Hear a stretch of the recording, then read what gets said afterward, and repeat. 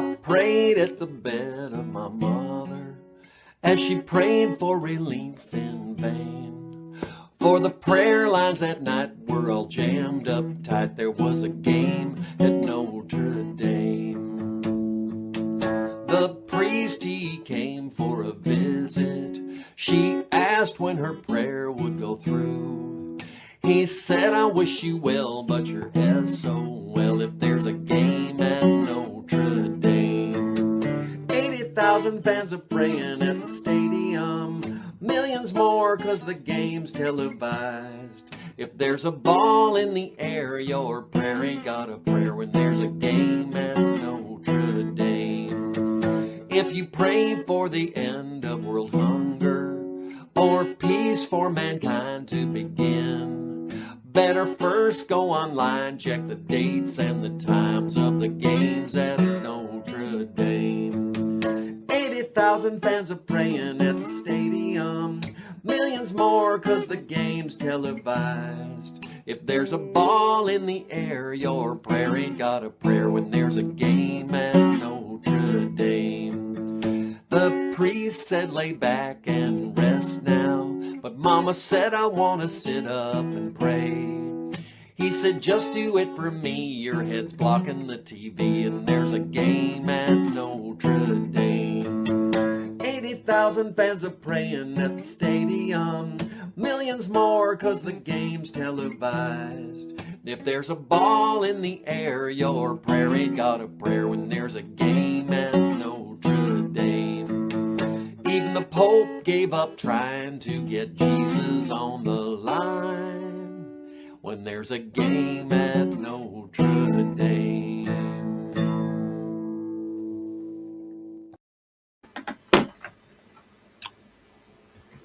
All right, guys, I am here. I'll take the overlay off in a second. We'll wait for a few people to show up here. We got one so far.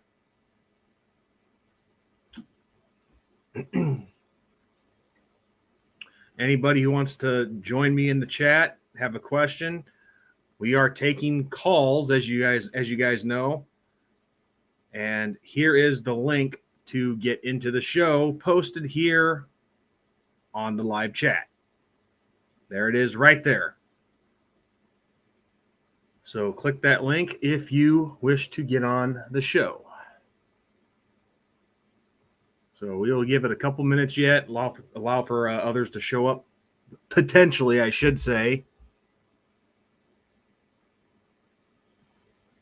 But after a couple minutes, I will really get going and take this down.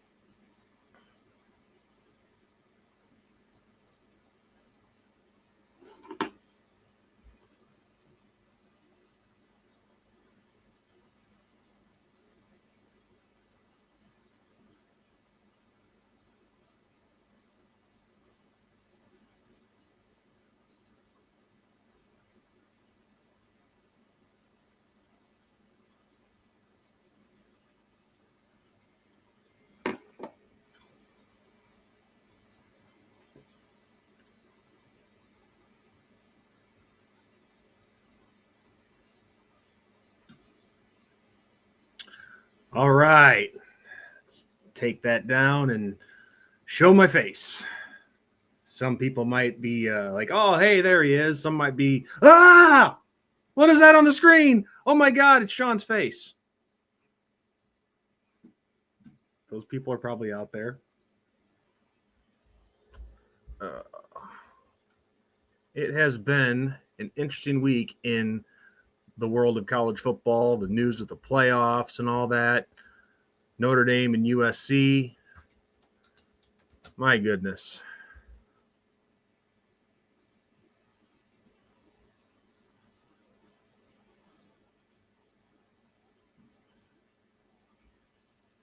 Ugh. So the problem is I don't really like to get going and talking when it looks like there's no viewers. Well, it looks like there aren't any. It says 0 up in the eyeball icon. Anybody who's ever done a stream through through StreamYard knows what I'm talking about.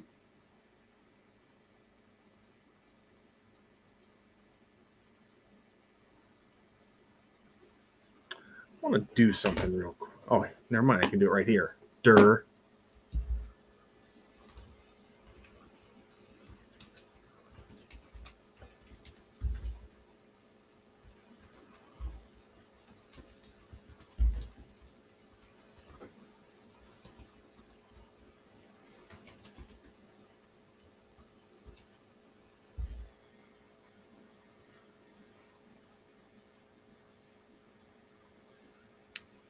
Well, of course I can't edit the schedule. It's funny what it says on here sometimes.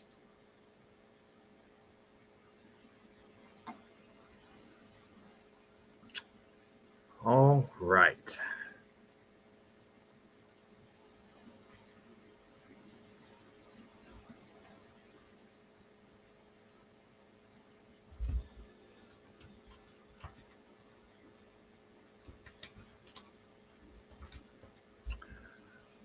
I knew I should have tagged this ahead of time. That's my own fault.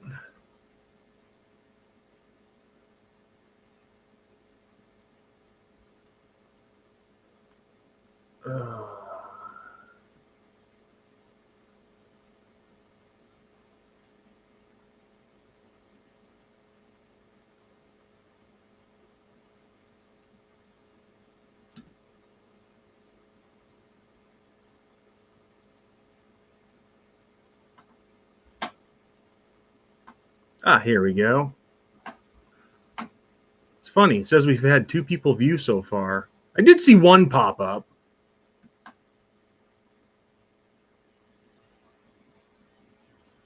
But I want to tag the video. Which, right here.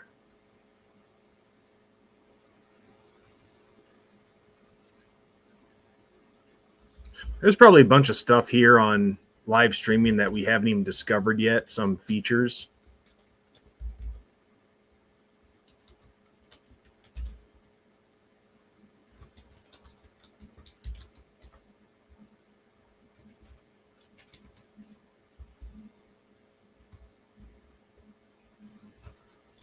Just we haven't had much time to really sit down and see all the newer features. There's supposed to be newer features here on StreamYard.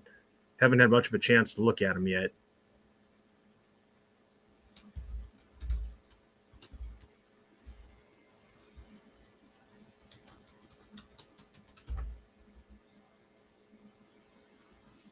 Okay, there we go.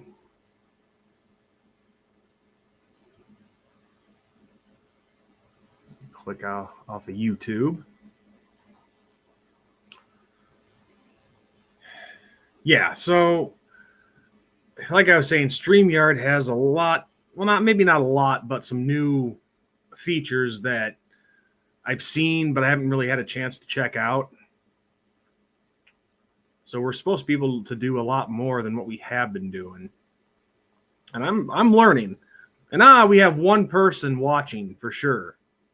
So whoever that is, make yourself known. Appreciate it anyway. And if you want to call into the show and chat with me and whatnot, ask a question, whatever, there's the link in the live chat where it says the Two Irish Brothers, StreamYard. Click that link. It'll bring you to the back door, and I'll invite you on. But, yeah, it's been quite the interesting week for college football, as I was starting to say earlier. So the biggest one is the new playoff format. Now, everything's pretty much the same. The four major conferences, their conference champion will be in the field. And, of course, that is in addition to the highest-ranked Group of 5 team. Nick, what's up, man? I just noticed you pop in. Hey, Sean, it's the White Castle champion. Yes, you are. Yes, you are. I think I said this the last time that I was on live, but, dude, we owe you your prize. So if you can do me a favor, since you're watching live, could you – I know you don't have Facebook, but could you have your wife send me your guys' address so that way I can send you the prize that we were going to?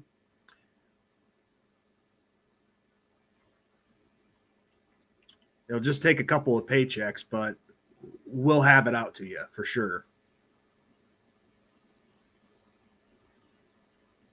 But like I was saying in regards to the show, so the new playoff format, nothing extremely new, but the four major conferences, their champions get in the playoff field. So does the highest ranked Group of 5 conference champion, but it's all going to be seeded accordingly. First round buys no longer go to just the conference champions. So now the Irish, if they do well enough, they can get a first round bye, which is excellent. Oh, come on, dude. We agreed to it. I know you had a blast doing it, and we had a blast featuring it here on the channel, but we owe you, dude. You did a lot for us, so let us reward you accordingly. Unless it's because you don't want me to know where you live. If you don't trust me, I get it.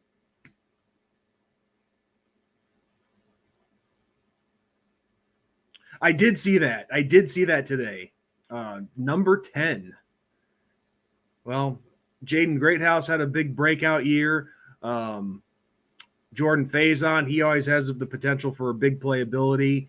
Who's the other one that I'm thinking of? Micah Gilbert. And then we also have some new ones coming in this year.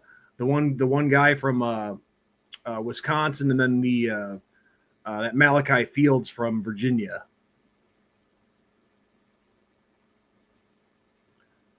Yeah, so I'm not surprised that our receiving room is ranked number 10.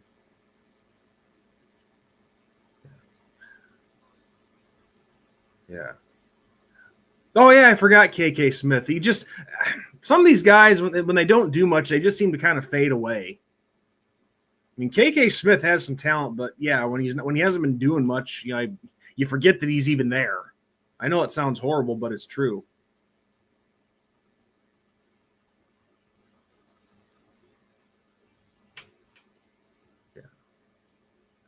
Yeah, so like I said, have your wife send me your guys' address, and we will send your prize out to you. We insist on rewarding you because you took the time to do that, to film it, and Ben and I want to do that for you. KK Smith. Hey, we are up to 3 viewers. What's up, guys? Again, and I'll do this repeatedly throughout the show. Here is the link to get into the chat to talk with me for a few minutes. So I will. This is Sean Moerity live with the Two Irish Brothers show. I am now taking your calls. I don't have a good radio voice. But yeah, going back to the playoffs for a second. Yeah, that is awesome. And really that news, at least to me anyway, was not very shocking because, well, we all saw that it was flawed with only letting the conference champions get a bye into the second round. So it's great to see the Irish have a chance. And of course, last year, the Irish wouldn't have qualified for a first round bye anyway, but I mean, even if they did have that rule in place, but it's nice knowing that the Irish get the opportunity to not have to play in the first round if they do well enough. So, yeah. I forget where I heard this, but on one of the shows that was talking about it, I think it was somewhere on YouTube I heard this, maybe Crane and Company, I'm not sure. But someone was saying that this could very well easily be the last year of the 12-team playoff. So I assume that they're talking about next year is going to be expanded to 14. Like, is that fact or was that just discussion?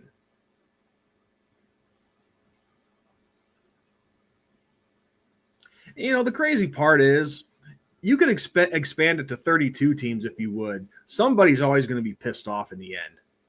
There's no way to avoid that. That's just my opinion on that. But anyway, guys, I'm not sure exactly how long I'm going to go tonight. I'm thinking just an hour to start. It just depends how much the audience picks up. You know, the more you guys ask questions, the more we can discuss here.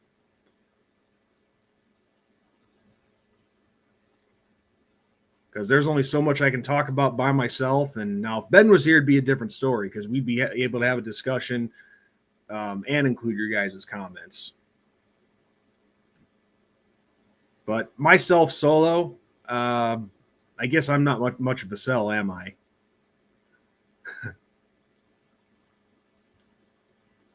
Yeah, I remember hearing that too. But I wasn't sure how much of this is fact and how much is just all talk. You know, it's interesting. I remember all the way back in 2003, I think it was my senior year of high school. God, can't believe it's been that long already. But I remember it was on Google or Yahoo.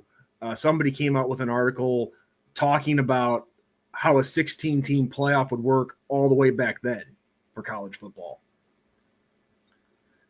And I remember this article well. I forget who wrote it, but I know I think it was on Yahoo. The author presented this format. You have the conference champions of all the conferences of the FBS level. I mean, I don't think it was called FBS back then, but Division I and then 1AA and so on and so forth. But you have all the top FBS conferences. Their champions make it, and then let's see. I think there's 1, 2, 3, 4. Well, I guess it depends if you want to include the Pac-12 or not. But yeah, so Big Ten, ACC, SEC, Big 12, Sun Belt, MAC, Conference USA, the American.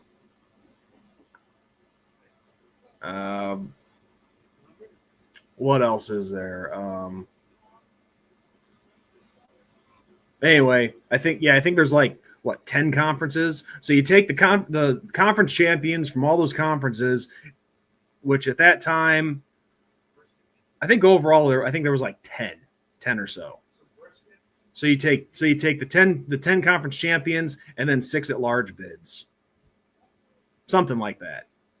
So there were people thinking about this all the way back then, which I find very interesting because now, Nick, your comment here, I heard 16 next year. That 20 years later, that could be reality.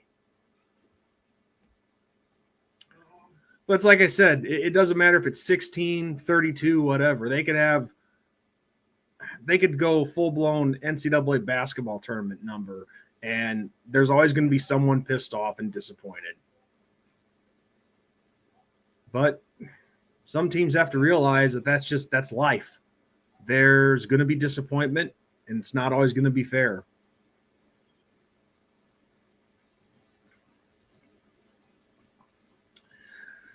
But yeah, aside from the news, real quick, hope you guys have been doing well. And this is getting to be a broken record, I know, but the off season is a pretty slow time for Ben and I. Now, I know there's some people here on YouTube. Hold on, I gotta let my cats out. Go on, guys. But I know that there's some people that we got a guest. The man, the legend, Nick Dean. How's it going? I'm doing good. Just outside of Bell, Missouri tonight. Oh yeah? Yeah. What's My going wife's on got a down there? poetry thing going on tomorrow, so we traveled a little bit. Nice. Yeah. That's why I had to leave the other time. I was helping her in New Orleans. Putting chairs together and stuff like that. So we give you crap, but of course I understand it, and if Ben was here, he'd understand it too, dude. Yeah. But we just like giving guys like that crap. What? You're doing it because your wife says you have to? Yeah, that's all right. I expect it. So, dude, well, first, like I was saying, we insist on giving you your prize. So have your wife send me your address, and we'll send it out to you. But I put it in the chat. Don't put your address. Yeah.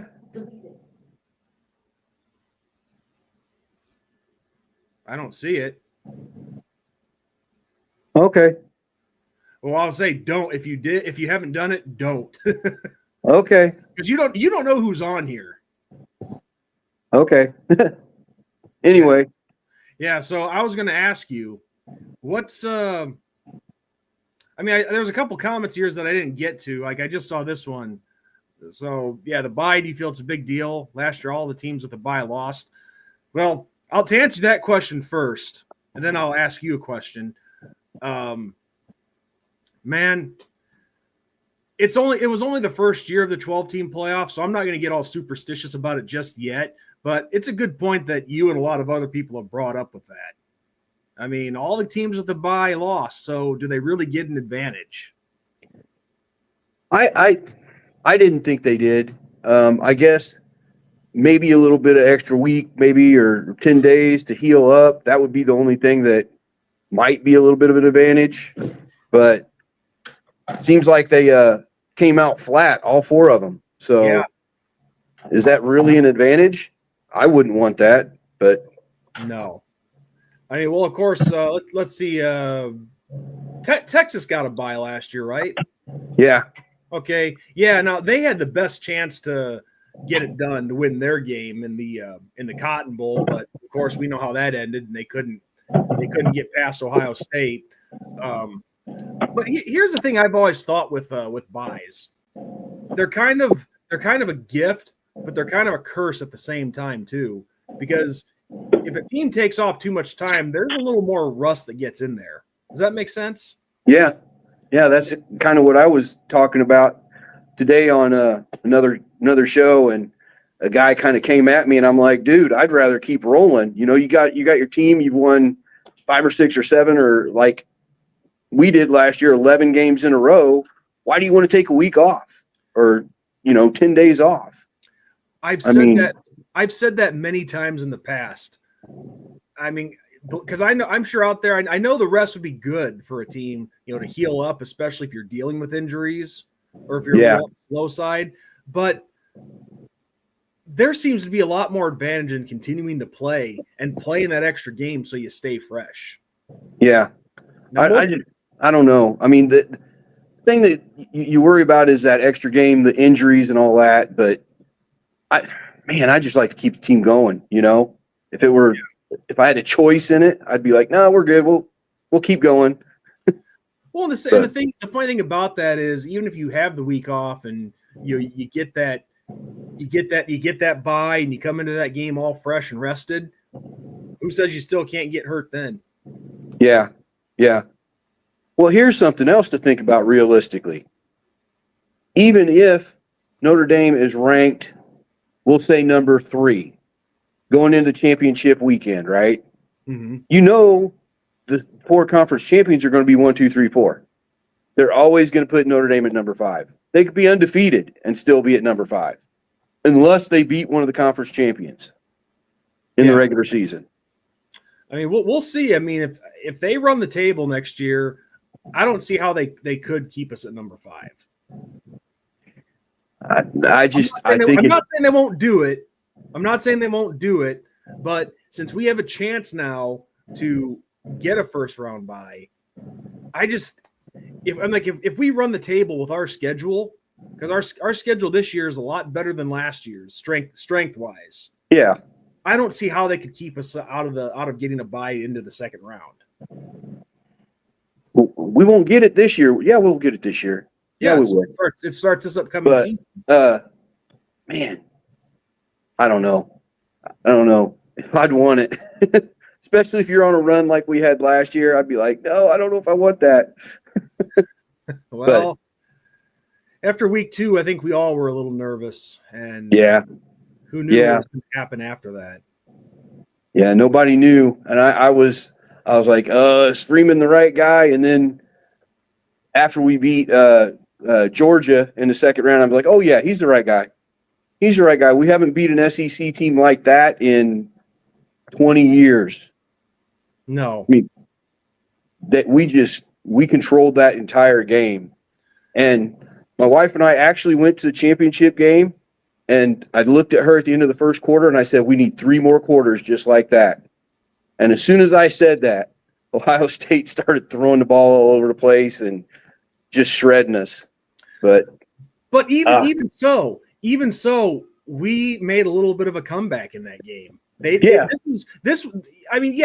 it's the same old story. Notre Dame loses the championship game that everybody loves, but it wasn't like Alabama in the 2012-13 BCS championship. It wasn't like against the Clemson in the Cotton Bowl, and it wasn't a good old fashioned butt whooping like we took from Alabama. And I mean, they got ahead of us. They got ahead of us, and at one point I think they were up 21 points, but we came back and scored on them and got 8 points, and then they kicked a field goal. Yeah. And we came back and got another 8 points. And had we been able to get the conversion before we gave them the ball back with like 6 minutes to go, we could have come down and tied the score. Yeah. So that's the thing. Ohio State converted on a 3rd and long, got the first down, and they ended up kicking the field goal to seal the game. Yeah. But that's what I'm saying is it was different. Yeah, I mean a loss is a loss no matter how you slice it. Yeah. But I actually felt better about this one because, like I said, they went down fighting. They tried to come back in this game, and they made it a one-possession game. Yeah. We were down by 8 before Ohio State converted that 3rd and long. Yeah. But to sum it up, though, and this is how my brother put it, and I don't know if you or anybody else in the chat will agree with this, or whoever's watching. It says 1 up here, 1 viewer. But he put it this way by saying that we overperformed. And I'm like, well, what do you mean overperformed? And when you think about it, look who all was not playing. Yeah. Both sides of the ball. I mean, we had 2 or 3 key offensive linemen who were on the starting line down. We had I know Benjamin Morrison, and I think we had Traore, several Botello, oh my gosh, the big white guy. What's his name? Played he got drafted too. That's the bad thing. Number 99. We had those. Riley Mills. Yeah, Riley Mills. He was down. I mean, and then, after the first drive, Riley Leonard goes over and pukes on the sideline. But he'd been a workhorse, man. Yeah. There are a lot of people that are like, he can't throw. Well, he threw enough. He got like 3,300 yards passing. And really, he only passed the last, 14 games? The first 2 games, he didn't try to pass the ball at all. That's why Northern Illinois beat us. And well, the funny thing is, I remember in that loss to Northern Illinois, that I think it was to Greathouse, who was wide open in the end zone. Yeah. He had his man beat by like 10 yards. Yeah. Riley throws that ball to the end zone. We win that game. Yeah. But it's like it's kind of a what if too, because if we don't lose that game, I hate saying that. If we win that game, do we still go on the same run? I don't know. I don't know. At the end of the season, Freeman and Leonard both said that game solidified the team and focused all of us. Now, I don't want to have a game like that ever again. You know, you lose to Marshall, you lose to Stanford, and you lose to Northern Illinois. That's enough. No more people we're supposed to beat by 21 losing to, in my opinion. Yeah. You know, I'm done with that. Come on, Marcus. You're better than that, dude. Yeah. And I remember that got a lot of people really calling for a set. I mean, even Ben and I got on his ass. You've seen it. Yeah. I like Marcus Freeman, especially after last year. But after losses like that, you know, you can only take so much of them because we've had a history of it. Tulsa, South Florida, all these crap teams that we should not be losing to. Yeah. And I'll tell you one thing, that Marshall game, I understand that there's the transfer portal, and a lot of people were telling me after that loss, oh, look at who all Marshall picked up in the transfer portal, a bunch of guys who were 5 stars. I'm like, doesn't matter. It's Marshall. Yeah. Yeah. I don't see a bunch of top talent. Sean, my wife and I were at that game. We were at Marshall.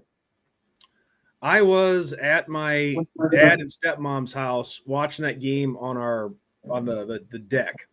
We just remodeled the back deck, had a TV out there, and I just, you know, my Uncle Jim's the same way. We don't like to stick around too long after I mean, it's one thing to lose to a good opponent. Yeah. But it's another to lose to a shit team that has no business beating you. Yeah.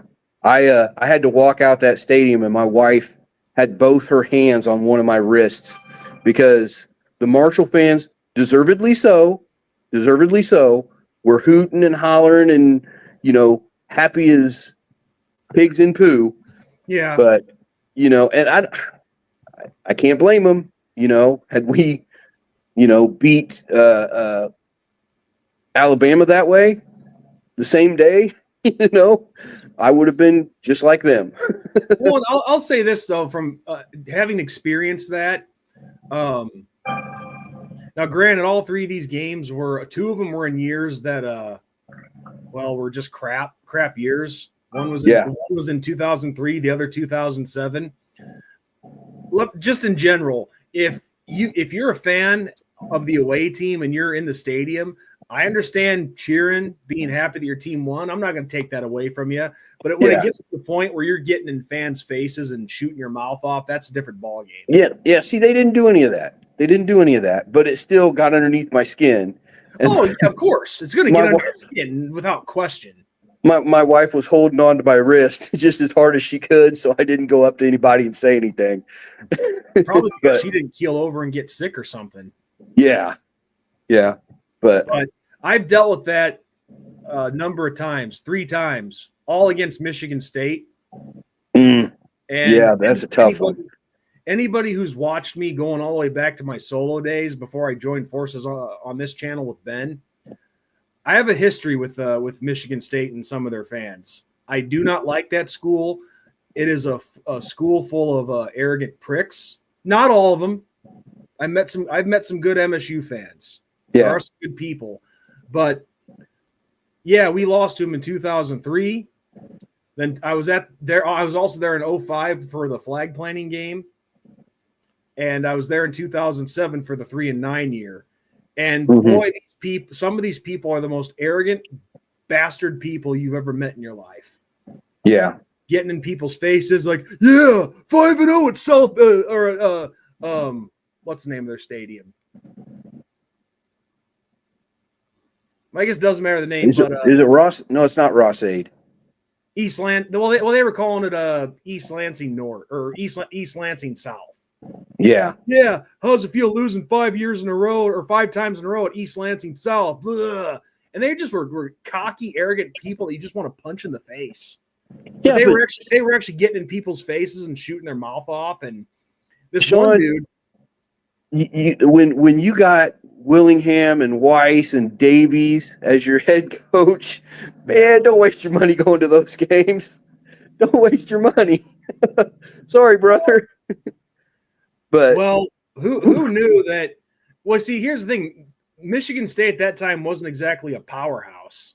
No, they weren't. Think that even though Notre Dame was struggling in that time period, you would think that they wouldn't have a hard time struggling with them. Yeah, you would think. But oh man, so with USC taking off, I mean, it's 90% sure they're not going to play Notre Dame anymore. Are you glad that we got the Clemson rivalry starting up? And who else do you want to add? I was going to bring that up. I wasn't sure if anybody was going to start commenting or if you were going to show up, but I had planned to address that. I'll just say this for starters. In one of the articles I read, USC was talking about because they had to travel all over the place and this, that, whatever. And I just think back to I think was it 2020 when was it 2020 when we were all over the place on our schedule? Like we were in New York one week, then Chicago the next, and then somewhere on the West Coast the next. That would have been 2019. 2020 was the COVID year. Oh, right. You know what I'm thinking of? I'm thinking of 2018. 2018? Yeah, 2018. Because I remember I was at my buddy's place in Chicago watching the Northwestern game. But that was the year that we were all across the country, nonstop. It seemed like. So if we can do it, then what's stopping USC from doing that? How is that a problem? Well, they just aren't used to doing it, and they got to stay in Southern California where it's 70 degrees all the time, and they have to come playing in South Bend in October because it's just too cold in November. Come on, Sean. You can't let them be put out like that to have to play in cold weather and travel more than 2 weeks, 3 weeks maybe out of the season. You know that. Oh, of course I do. Of course. They're little prima donnas. I mean, Matt Barkley, Reggie Bush. Reggie Bush was a good player, but he was a pretty boy. Who else was the one? Oh, that quarterback, Leinart, Matt Leinart. They're all pretty boys. Keyshawn Johnson. You can't expect them to travel that much. No, they'll hurt their little delicate hands if they have to come into cold weather. Yeah. Oh, believe me, Nick. I've known the story for pretty much my whole life since I started following this team. I know. Yeah. But getting serious here for a second, and I'll answer your question on Clemson. But if them joining the Big Ten has something to do with it, whose fault is that? Well, they made the choice to do that. When this whole conference realignment thing started, I was one of the older fans saying, which that kind of hurts me to say that I'm an older fan. But anyway, I'm an older fan, and I was saying, I'm turning 40 next January. You're a pup. I'm 53. I'll be 54 this year. So you're pretty good for your age, man. Thank you. Don't let it get you. Age is a number, dude. But I was saying, and I was pushing for Notre Dame to join the Big Ten, and now I'm like, why would we? Unless they say, Notre Dame, unless you're in a conference, you cannot be in the playoffs. Why would we join a conference now? I've got an interesting point to add to that, and it involves me answering your question about Clemson. So if that is truly the case, that it's going to happen, that USC is no longer going to play us unless, of course, it's in the playoffs or something. Because people said we were never going to play Penn State again when that ended after 92. Yeah. It's like, no, you always have a chance to play again. People seem to forget that. But no, has it been on a regular basis? No, of course not. But people don't think it through 100% sometimes. But if that does happen, then I agree with what you did say about that. I think it would be a good thing for Notre Dame with this 12-year deal with Clemson, because it keeps a very good and well respected opponent on our schedule.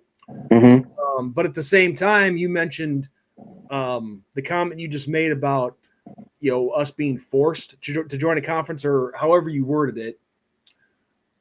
That's the thing, which I don't know how many people know this about that 12 game deal. That's not going to count as part of the 5 ACC team a year rotation. Yeah. So we're still going to have 5 ACC teams in addition to Clemson. Yeah. So that gets me thinking: is that kind of gonna force our hand? Here's the other thing: the Big 12 would love to have 5 games against Notre Dame. Just think about how many more people are going to be watching Big 12 games. Just Notre Dame fans. That I don't watch Big 12. I really don't. And I know a lot of my friends don't watch the Big 12. If Notre Dame's playing 5 Big 12 games, 5 ACC games, a game against Clemson, and then Navy, guess what? That's 12 games right there. Yeah, I think. Yeah, of course. But the thing is, with the agreement that we have with the ACC, would they go for it? Would they go for us having, like, now with the Big 12 teams in that scenario? Are you suggesting that we make a 5 team deal with them? That's what I'm saying. Have 5 teams, 5 games against the Big 12, 5 games against the ACC, the Clemson game, and then the Navy game. And I mean, so that's going to be. It's a dominant ACC schedule. They have the majority, of course. Yeah. I mean that's an interesting take, but myself personally, I don't know if people would go for that, because they want to see us play against other teams in the regular season. Like, they want to see the Arkansas and the Wisconsins and well, I do too. I do too. I'm just saying, if Notre Dame gets backed in a corner and they're told by the SEC and the Big Ten, you guys need to join a conference, or we're not going to schedule you anymore. You see what I'm saying? Yeah, in that scenario, yeah, I see very well what you're saying. Then I guess I wouldn't have a problem with that. I wouldn't, but I'd like to see some different teams on the schedule from other conferences and things like that. But when push comes to shove, that's a different ball game. Yeah, I mean, if independence is the most important thing to you, that's one avenue you have to keep it, as long as the ACC and the Big 12 will buy into it, right? Yeah. I mean, that's the key, if they buy into that. Which, I mean, in that scenario, I don't know. That TV revenue, because what do we pay? $1.5 million for a team to come to Notre Dame Stadium to play? Something like that, yeah. So, I mean, maybe more than that. Who knows? I'm not sure. I thought last I heard it was like 1.5 million. Yeah, it could be that. It's usually around a couple mil. Yeah. So, I mean, that would be a way that Notre Dame could stay independent and still be involved enough in those 2 conferences to say, oh, we have a good enough strength of schedule. We're 11-1. We're 12-0. We deserve an at-large spot, at least, if not a bye, if we're 12-0. Well, I'll tell you one thing in addition to all this, and these are just rumblings. It could be borderline fake news, but I've been hearing rumblings that what we're doing with Clemson, Notre Dame also wants to do with Miami and Florida State. And I would be okay with that. I would be okay with that. And in that case, if the same rules apply, then you're playing 8 SEC teams. You're pretty much playing in the ACC at that point unofficially. Yeah. Yeah. If you're going to do that, you might as well go ahead and be official in the ACC. I mean, yeah, in that scenario, I would too. Clemson's the only team that I see that's going to really challenge us in the ACC. I mean, I'm sorry. I don't think Miami's going to be that good this year. I really don't. I know they've gotten a lot of transfers. I know they got Carson Beck. But, you go back to that Georgia game last year, all the Georgia fans before the game, our second-string quarterback's better than Carson Beck. We're going to kill Notre Dame. Well, how'd that work out for you, Georgia? So, yeah. I will say, though, obviously you've seen from watching the show, I have a good buddy who's a Georgia Bulldog fan, and I respect the hell out of him. But him and I were talking before that game, and I definitely think that their backup, what's his name? Stockton? Yeah, Gunnar Stockton. I think he's Carson Beck, is he a premier guy? Yes, but I definitely think Gunnar Stockton is the future of that team. Oh, I do too. And he's a better performer. My point was all these Georgia fans were saying he's so much better. He's so much better. He's so much better. We're going to kill Notre Dame. Yeah, and that game that was ridiculous to say because they really underestimated our defense big time. Yeah. Yeah. And a lot of teams did. They figured, okay, we're losing all these guys. We're without our best defensive back on the team. And no, this year, this recent season just showed, and I'm not trying to get off topic here, but this recent season showed how good of a recruiter Marcus Freeman and his coaching staff are. Yeah. We not only have talent, but we have the depth to match that talent. Yeah. I mean, Christian Gray and Leonard Moore. Yeah. Like those guys are going to be studs this year. Yeah. Yeah. I mean, a lot of talent all across the board in these young guys, and that's what I like seeing. Like when you get a freshman or a redshirt freshman, whoever that's good enough to start, that tells you all you need to know. Yeah. My wife's getting ready to go to bed. So I probably better get off of here. Okay. Well, Nick, it's always a blast talking to you, and I feel like there was one more question I wanted to ask you, but I'm kind of drawing a blank on what it is. Okay, so I got a question for you. Sure, shoot. Realistic chances of Love being a top 3 Heisman candidate. I don't know about top 3, but he has a chance to go into the top 10 to 15 for sure. I've seen early mock drafts, and I try not to read too much into them. But no, for the Heisman, Trophy. For the Heisman, I was thinking the draft. My bad, dude. For the Heisman.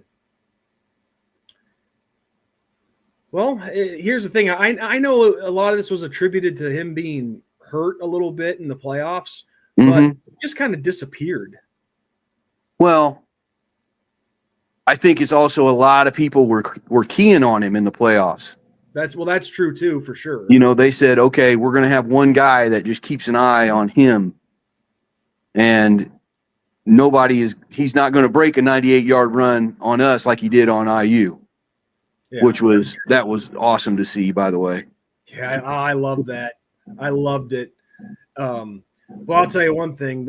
I know you were watching the videos leading up to the Indiana game, but man, it must be a Big Ten thing, dude, because a lot of Indiana fans, same way as the Michigan State fans that I described. Yeah, I was at that game too. It was bad. We were all the Notre Dame fans that I saw were just kind of being real subdued and thinking about, okay, what do we got to do to beat this team? They're walking around going, who's yours? Like they do. And it's just like, oh. Well, I think maybe it was more the ones that were online that were the real trash. Yeah. They were. These guys were just complete assholes. Yeah. And I don't know what their deal is with this. I don't know if this was just an Indiana trend to do this, but they kept asking Ben, myself, and whoever else, "Where's your Notre Dame degree?" Yeah. Meaning what? What, you want me to say that I didn't go to Notre Dame or graduate from there? Big freaking deal. Yeah. Like, meaning what? See, what you should have said was, "Hey, bro, you ever heard of the Subway alums? That's what built Notre Dame." Oh, we did. I mean, and I think they know that. They're just trying to be dickheads, like, your typical arrogant college kids, and yeah. I have a degree and you don't. Like, well, I'm not gonna get into a big political rant or social issues rant, but a college degree doesn't seem to mean much these days. Yeah. But All right, Sean. Well, I better get off of here and get to bed because we got a big day tomorrow. And it's always good talking to you, brother. What do you got going on, if you don't mind me asking? More of the Oh, poetry? we got some meetings with the leaders of this poetry thing my wife's doing tomorrow. And then tomorrow afternoon, she's going to be reading some of her poetry. And then tomorrow evening, she's going to be reading even some more. And she's becoming pretty well known for her poetry and stuff. She's got good. several. Well, she's got 2 full books out and 3 or 4 chat books. And we've worked at several festivals. Awesome. One was in New Orleans, which was cool. So, well, just don't involve the Man from Nantucket poem, okay? Yeah. Limerick. You know that. You know that one. I know there's several different ways that you can tell it, several different versions, but you know the main one. Yeah. All right, buddy. I'll talk to you next time. All right, Nick. It's always nice to see you. And like I said, have her send us your guys' address, and we'll get your prize to you. All righty. Good talking to you, pal. Talk to you later. Bye now. All right, Nick Dean, ladies and gentlemen, or to the whole one person who's watching. Awesome dude. Awesome dude. And if anybody who hasn't seen him do the White Castle Challenge, which all originated just from Ben and I BSing one Friday night on here when we were talking about food. It all started with Ben being shocked that I'd never had White Castle before. But it's still on here. Nick volunteered to do a challenge for us involving eating a bunch of White Castle sliders and finish it off with chugging a Guinness. So make sure you go check it out. I didn't get a chance to say this, but and I know I've said that I've said this on a past video, but it's funny. The whole thing with Indiana fans and that whole asking all Notre Dame fans to show me your Notre Dame degree. It's funny. When I was in high school, my senior year, I did apply to Notre Dame, and it was no surprise when I got the rejection letter. I'll be the first to admit I was not good enough. I didn't have good enough grades to get in there, but I wanted to at least just apply to say that I did. But, of course, you look at other schools, and myself, I looked at several that would, here in the Midwest, because I really wanted to stay closer to home. So I think I looked at Minnesota. I looked at not Northern Illinois, but in Macomb, Western Illinois. I looked at Indiana State was another one.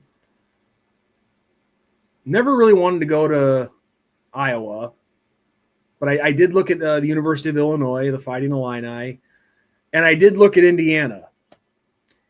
And let me just say this. No, I wouldn't have gotten into Notre Dame, but I would have gotten into Indiana. I did get accepted there. So what does that tell you? But yeah, those Indiana fans during that game, they were just a bunch of pricks. But they did all disappear the next day after the game. Didn't hear a peep out of them.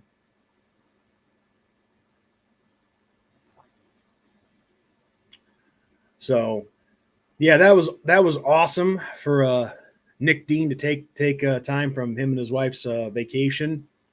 So if you're still watching, Nick, thank you for joining. It was great. So that actually covered just about the whole hour I had planned for. So I think we'll just go for another 5 minutes, make it an even hour, and call it a night. Unless more people come on here and we can get going again. Something else.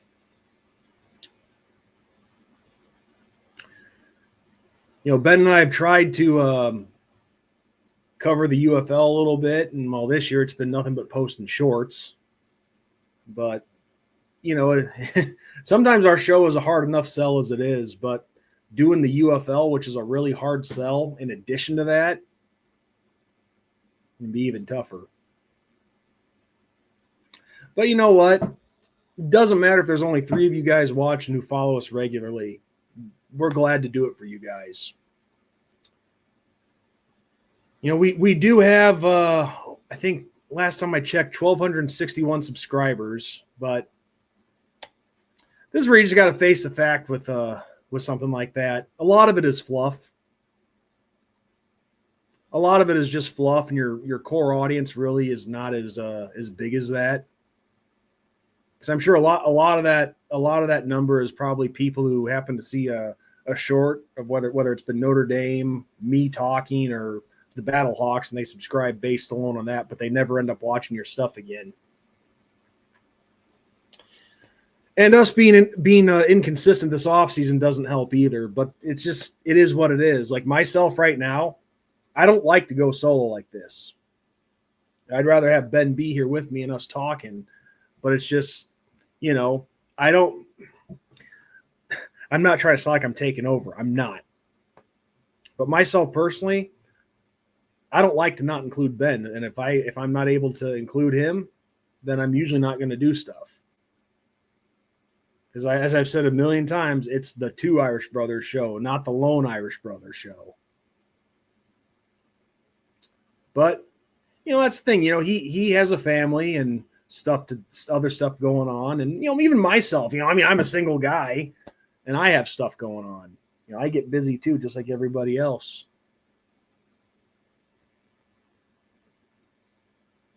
But yeah, there's definitely a lot more things I would love for us to be able to do on here. It's just we don't always have the time, and unfortunately that leads to inconsistency.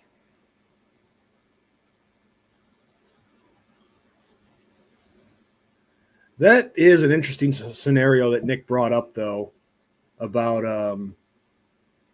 you know, having the 6 ACC teams and then 5 Big 12 and the game against Navy and that make up our whole schedule. Even if our backs are against the wall, you never say never. You never say never. I just could never see a situation where they would go for that. And if they did, I'd be like, oh, holy shit.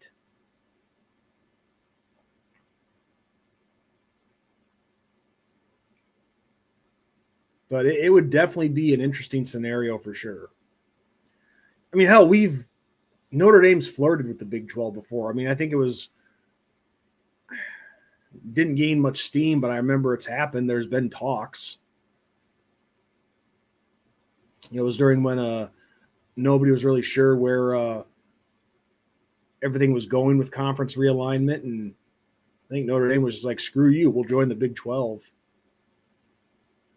But like I said, it didn't go very far. I think, and looking at the Big 12 conference, I mean, there's very few historic opponents that we played in that conference. I mean, you know, you got West Virginia. I know BYU, we've had a few matchups with them back in the day, and I'm talking like 40 plus years ago. I mean, we've had played them in recent history, yes, but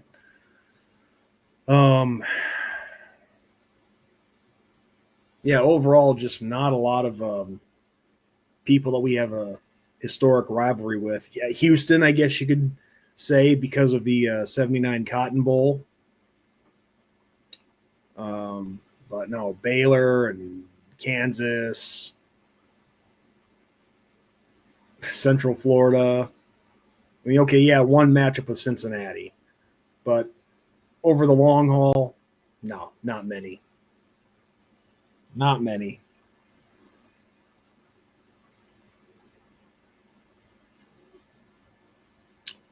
So, yeah, I'll give it a couple minutes if anybody wants to jump in. Again, here's the link. If you got a question or comment, just hop on in. But nothing in the next couple minutes. I'm gonna hop off here.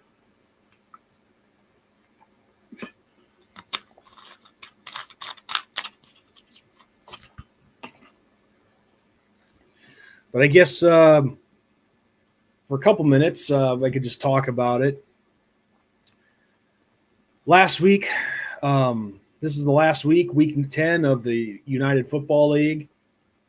Again, like I said earlier, it's a tough sell, not just on here to talk about it, but a tough sell to a lot of people. But in my opinion, I think it's doing pretty well for what it is, that league. But this year, there's some viewership numbers that are down. Attendance is down. Some of it with a couple of these teams, the attendance hasn't really been good to begin with. But myself, I enjoy watching the league, and I know Ben enjoys watching it. And it's just a shame because since they're not all big names and it's a smaller league, people just don't give a crap about it. And I think that's a real shame because they've had in the couple of years that this league has been around, there's been 50 or so guys that have made NFL rosters. And Rodrigo Blankenship, who's the kicker for our St. Louis Battlehawks, he's going to be in the NFL this year. Someone's going to pick him up. But it's not bad football. And people make the comparison what's so fun about watching these games, especially when one game's like a 42-0 blowout? Oh, you don't see that in the NFL. There aren't ever bad teams in the NFL. I've never understood that logic. But I guess because these aren't exactly the creme de la creme of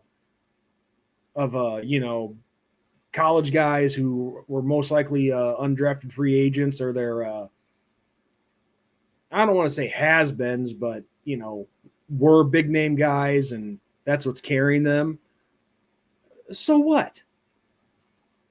These are guys that are still busting their asses off to keep their football future alive, and that's why I like watching the league so much. And I'll continue to watch it as long as it's around. But speaking of which, the UFL also just bought 4 trademarks to different team names. I forget which ones. I think the Tampa Bay Bandits was one. I'm not sure though, but they bought 4 trademarks. I know that much. So they are definitely looking at expansion, and it'll be interesting to see what they do with that in the next couple of years.